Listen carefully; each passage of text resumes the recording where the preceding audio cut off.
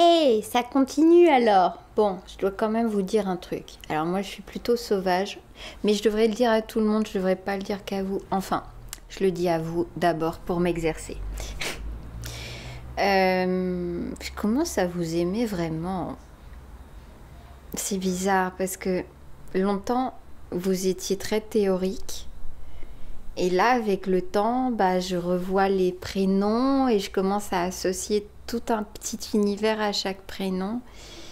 Et je me dis, en fait, je vous aime bien, quoi. Je pensais pas que ça viendrait, je pensais que je devrais me forcer ou que je devrais faire beaucoup d'efforts. Et en fait, il faut juste un peu de temps. Bon, je m'arrête sur ces histoires sentimentales et on prend la question de Nathalie. Et tu me permets, Nathalie, de manger de la pastèque en lisant ta question? Non, pas en lisant, mais... Question pour une championne. C'est toi la championne. Pourras-tu profiter du spectacle de l'éclipse totale de lune plus lune caramel vendredi 27 juillet. Moi, je suis rentrée vendredi 27 juillet d'Avignon. Et quand je suis arrivée, il y avait l'orage à Paris. Et après, je suis sortie dîner et j'avais plein de choses à raconter. Et donc, j'avoue, la lune n'était pas... En fait, j'y ai pensé, mais je me suis dit, bon, il y a trop de nuages. Je sais même pas si à Paris, on l'a vu. J'étais pas dans les meilleures dispositions. Et toi, tu l'as vu, c'était bien? Ça t'a marqué pour la vie? Vraiment? C'était beau? Beau comment? T'as une photo? Au fait, la Toscane, véritable vacances ou alors as-tu réussi à joindre l'utile à l'agréable? As-tu trouvé un partenariat pour le retour de la riviérophile? Oh, t'es trop chou de penser à mes vacances, Nathalie. Je suis encore dans le dilemme de... Je pense que j'ai vraiment envie de déconnecter, mais je pense qu'il va quand même falloir que je travaille. De toute façon, j'ai 2 vidéos à tourner. Et aussi, combien je suis présente pour vous. J'ai envie de l'être. Mais comment? Combien? Et Marine va... Il y a quelques journées où Marine va travailler pour moi, donc je vais avoir des échanges avec Marine. Donc en fait, là où je me demande, c'est est-ce que je devrais plutôt faire à l'instinct, c'est-à-dire essayer globalement de déconnecter et quand se ressent le besoin ou l'envie ou les sollicitations, eh bien je travaille, ou bien est-ce que je prédécide quand travailler? Mais du coup, je vais avoir dans la tête la date de ah oui, le 17, il faut que je bosse, donc même j'aimerais bien que ce soit des vraies vacances, mais l'utile à l'agréable, ça c'est clair, parce qu'il y aura les tournages. Et le partenariat, finalement, ça sera pas pour la riviérophile, enfin, à moins que... L'un des maillots, tu sais, l'un des maillots, c'est un Lazy Oaf. C'est cette marque britannique, je crois, qui fait des... Tu vois, c'est le maillot... Parce qu'en fait, j'ai pris les 2. Voilà, ils étaient en solde, donc j'ai pris les 2. Le rouge dos nu, 1 pièce, et le petit cœur, 2 pièces à froufrou. Et le Lazy Oaf, je me dis peut-être éventuellement... Parce que moi, je débarque juste dans le game des partenariats. Donc, en fait, ce qu'on a fait avec Marine, c'est qu'on a écrit une lettre à Manduka, qui est le fabricant de mon tapis de yoga, parce que je vais aussi tourner la vidéo du yoga en Italie. Et donc, ils ont mis du temps, ils ont transféré mon mail. Vraiment, je commence juste à comprendre comment ça fonctionne. Donc, j'ai pas encore une réponse ferme sur vont-ils m'aider à sponsoriser ma vidéo. Mais c'est en cours. Et donc ça fait de toute façon une vidéo sur 2, donc ça pourrait être vraiment chouette. Et un premier partenariat, parce que j'ai vraiment essayé de penser, oh là je fais trop long, mais j'ai vraiment pensé à si je dois essayer de vendre ou de défendre un produit, lequel ce serait. Et c'est vrai que mon tapis de yoga, je l'ai depuis 4 ans, il est intact, je l'adore, je le veux garder pour toute ma vie. Et donc je me suis dit... bah ça, je pourrais assumer, tu vois, c'est une marque, je pourrais clairement l'assumer parce que c'est utile, je l'aime, je l'ai vraiment utilisé, tu vois, 4 ans, je l'ai mise à l'épreuve. Donc j'attends impatiemment la réponse de Manduka. As-tu un projet dans le domaine musical, une nouvelle chanson? Eh bien, tu sais que mon spectacle, tu le sais peut-être, je ne sais pas si je l'ai bien décrit vraiment, mais ma présence suffit à enchanter le monde. Pour l'instant, ce spectacle amené à se développer, c'est un spectacle musical, donc il y a quelques chansons. Et j'ai envie d'en composer d'autres. Alors c'est clair que c'est dans un univers particulier du spectacle, mais donc avec le compositeur, on aurait vraiment le projet de faire une sorte de EP ou de petit album avec les chansons du spectacle. Donc ça, c'est clairement dans les tuyaux et ça m'excite beaucoup. Et pour finir, as-tu préparé un kit fraîcheur afin que Treat vive bien la chaleur toscane? Gilet rafraîchissant, coussin refroidissant, glace en forme d'os, etc. C'est comme pour la culotte de règle. La fée technologie se penche sur nos compagnons à 4 pattes et innove pour leur bien-être. Eh ben, tu sais quoi? J'avais survolé et j'avais vu ton commentaire et j'ai un peu cherché. Moi, j'ai cherché sur Zooplus parce que c'est là que je commande un peu les trucs. Et j'ai rien vu vraiment de très très convaincant. Si tu as des liens, dis-moi parce que c'est vrai qu'elle adore la chaleur, mais je pense qu'elle a clairement eu un coup de chaud. Donc là, pour l'instant, à part l'humecter et lui donner de l'eau fraîche régulièrement, on n'a rien de technologique. J'ai regardé les tapis, j'ai pas été très convaincue, mais j'ai pas fait une recherche extensive. Hein. Peut-être que tu aurais des choses à m'apprendre, n'hésite pas. Merci pour ton écoute et ta générosité, mais toi, Nathalie, c'est toi. Bon, Florent, c'est le tour de Florent. Bonjour Ina, bonjour Florent. Tes cœurs en pastèque vont nous rafraîchir par ce temps de canicule. Elle est là. Bon, mais j'avoue que j'ai un petit peu froid là. Elle était toute fraîche. Bon, je vais peut-être aller me couvrir. En mars, le magazine du Monde Aime le Mag publiait. Ah, t'as trouvé cet article? Oh là là là là là là. Peux-tu nous raconter ce dîner dont parle la chroniqueuse? Que penses-tu de cet article? C'est génial d'avoir ton avis. Je vais te dire l'attachée de presse et l'éditrice qu'elles ont pensé. Elles ont dit c'est bien que c'était avant la sortie. Donc c'était bien, disons, du point de vue de l'attachée de presse, d'avoir cet article qui me met sur la carte, qui parle du truc, qui sort le mot. Après, dans la façon, on est d'accord que ça fait un petit peu... Non, je vais pas être méchante, mais... Après, moi, je me disais, bon, ça y est, c'est encore une autre qui me classe dans elle est youtubeuse, et donc c'est un truc pour les enfants, c'est un truc nul, c'est pas de la vraie littérature, tout ça. Le problème, c'est qu'on a du mal à déterminer est-ce que... c'est du lard ou du cochon? Est-ce qu'elle joue le rôle de la fille qui fait les dîners, qui est toute blasée et qui critique tout? Je pense qu'il y a quand même un peu de ça. Parce qu'apparemment, elle aurait aimé le livre. Alors, je ne vais pas me réinfliger son article, mais son article, il est condescendant, voire un peu méprisant, tu vois. Après, c'est pas la première... c'était bien que ce papier paraisse pour que mon nom circule, mais je comprends pas ce genre de journalisme, vraiment. Puis elle est payée pour ça, pour aller dans les dîners, pour en dire du mal après. Alors le dîner, ce que je me souviens du dîner et ce que je regrette du dîner, bon déjà il y avait Antonin Archer, tu sais, du podcast Nouvelle École, et c'était en gros enfin, non, il y avait aussi, mince, j'ai oublié son nom, celle qui fait le podcast Génération XX, mais il y avait très peu de jeunes, donc j'étais contente qu'Antonin soit là, et le buffet. Oh, il y avait l'une des stagiaires qui a son amie, sa jeune amie, a commencé à faire du catering, et le buffet était somptueux, mais des choses, mais délicieuse et recherchée avec plein de saveurs et de goût et de finesse et j'ai regretté de pas pouvoir bien en profiter parce que j'étais un petit peu stressée, j'avais pas vraiment faim et que je devais beaucoup parler, donc j'ai pas pu me concentrer sur la nourriture, mais ce buffet était une merveille. J'ai oublié le nom de la fille, mais j'ai tellement envie de la revoir, je l'ai félicitée, c'était trop super le buffet. Truite était là. Écoute, moi je me suis plutôt sentie bien. Après, le problème, c'est toute l'amertume que j'ai aussi envers le monde de l'édition, que j'ai un peu raconté dans le podcast où j'en parle. C'est en gros tout ça pour ça, quoi.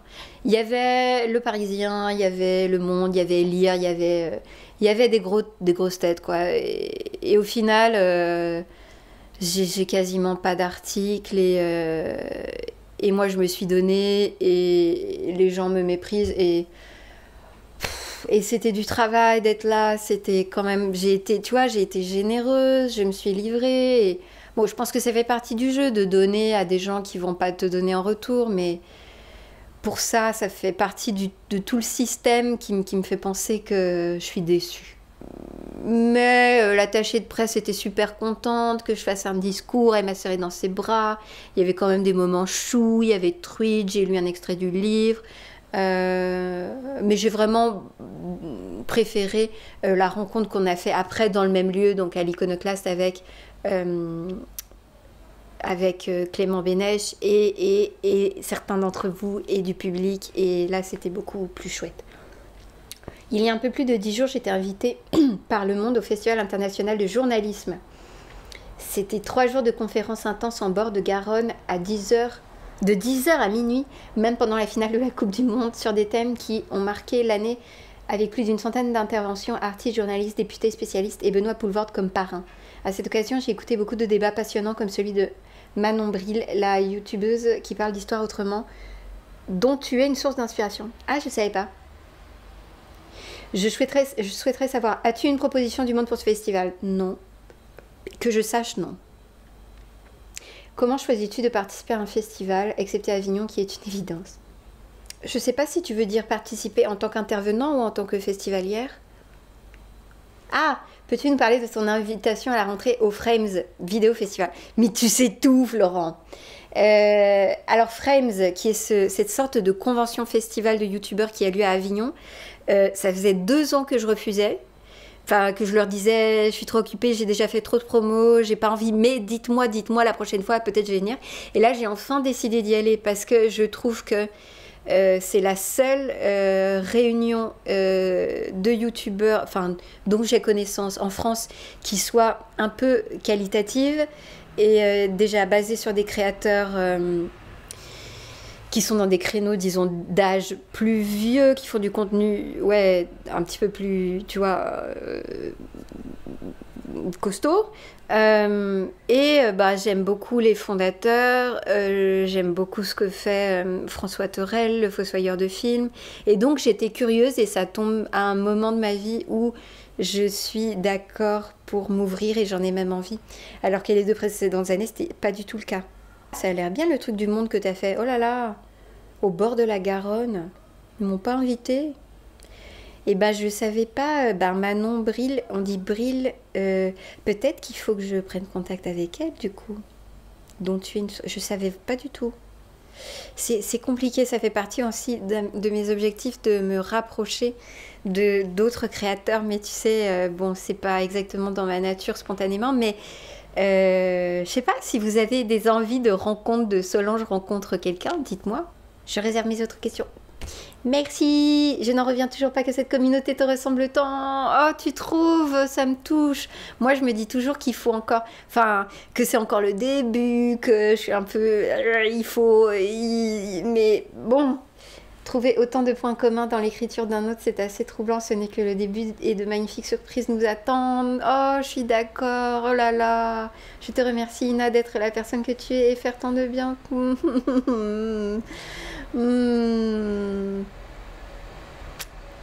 Ouais. On est bien. Merci, Florent. Sophie! Hello, Ina! Moi, j'ose pas dire hello. Vous êtes du clan hello. Moi, je suis du clan plutôt bonjour. ou salut, ou oh, mais hello, j'ose jamais. Je me réserve un quart en pastèque pour ce midi et un autre pour ce soir. Et je peux te donner une sorte de prisme triangulaire pour maintenant, si tu veux. Mais je le mange pour toi. Des questions toutes simples pour moi. Chouette. As-tu un thé et ou une infusion préférée? J'adore le chai latte, le thé à la menthe, aux fruits rouges et la verveine avec une touche de miel. Cœur. Le matin, je suis thé vert. Mais tu sais que j'en parlais de Camellia sinensis dans mes fondamentaux de Montréal, le premier épisode. Et ben maintenant je commande. Ah, ça doit pas être très éthique pour le carbone, tout ça, mais en fait on commande Camellia sinensis en France tellement on est accro. Et là, c'est, alors je sais pas si je vais bien le dire, c'est des verres qui s'appellent Gyojiro. C'est une variété de thé vert, plutôt douce. J'aime bien quand c'est un côté herbacé, mais sans amertume. Herbacé un peu beurré, herbacé le matin. Enfin, le matin, je bois de l'eau, mais genre 1 heure après le petit déjeuner, je prends un grand thé vert. Le soir, je suis très... tu sais, j'ai toute la collection des infusions Puka. Je crois que je me suis fait avoir par le packaging. Et ma préférée, c'est la purifiée. Je pense qu'il y a de l'anis et du fenouil et peut-être un peu de menthe et un peu d'ortie. Et je pense que c'est le nom, le purifié. Rien que ça s'appelle purifié. Quelques temps après le repas, tu vois, j'ai l'impression que ça me fait du bien. J'aime bien le côté anisé, l'ortie, enfin, le côté dépuratif, le côté... je suis assez attirée par ça. Après, il y en a une 3 menthes aussi que j'aime pas mal. Et le chai latte, j'ai toujours peur que ce soit trop sucré. Tu le fais toi-même? J'aimerais bien ta recette. Parce que j'ai l'impression que c'est du boulot. Faut faire le thé, faut mettre le lait, c'est les épices, faut bien doser. Mais tu piques ma curiosité. Dis-moi comment tu fais, Sophie. Quelles sont tes lectures du moment? Peux-tu nous en dire plus sur la fameuse pile qui t'attend? Oh là là! Ah, ça va être compliqué là parce qu'il faut que j'aille chercher dans les cartons. Oh, est-ce que je vais faire ça? Alors il y en a un que je retrouve pas, je sais pas, je l'ai commencé à Avignon. C'est une collection de... Tu veux venir, Tweet? Tu veux pas venir? Ils veulent te voir. Elle est là, mais... Bon, elle fait sa vie. Donc j'ai commencé How to be Alone de Jonathan Franzen. C'est une collection d'essais. En fait, j'avais été attirée par le titre. J'en avais entendu du bien, mais pour l'instant... Enfin... J'avoue que je comprends pas trop le rapport avec le titre. Enfin là, il parle de son père qui a Alzheimer. Je sais pas, il faut que je m'accroche. Alors on m'avait offert ça, mon chien stupide, on m'a offert ça à Lyon quand j'étais allée au book club. Je l'ai commencé. J'ai pas été très sérieuse ces derniers temps. J'ai un peu picoré partout. Donc là, si j'ai le temps de me poser, je vais voir vraiment. Ça m'intéresse. Alors après. Et j'en parlais les années d'Annie Ernaux. Je sais pas si je serais d'humeur. Alors ça fait un moment, mais c'est gros quoi. Oblomov, vous connaissez? C'est l'histoire d'un paresseux. C'est trop pour moi. Mais c'est gros, c'est russe. J'en ai parlé aussi. La vie secrète des arbres. Alors ça, c'est aux Arènes, qui est la maison... cousine de l'iconoclaste qui a publié Autoportrait en chienne. Je pense que ça se lit bien et que c'est bien pour l'été, et que c'est nature et que c'est un best-seller. Et alors, moi j'ai un peu honte, mais j'ai un peu honte. Mais je me dis, c'est l'été. Et puis en plus, ça se passe pas à un moment... c'est en Sicile ou c'est en Toscane? Mais il y a un moment où elle est en Italie, pas vrai? Oh, allez, c'est du bonbon, je me dis. Et là, tout à l'heure, j'irai peut-être à la bibliothèque compléter ou...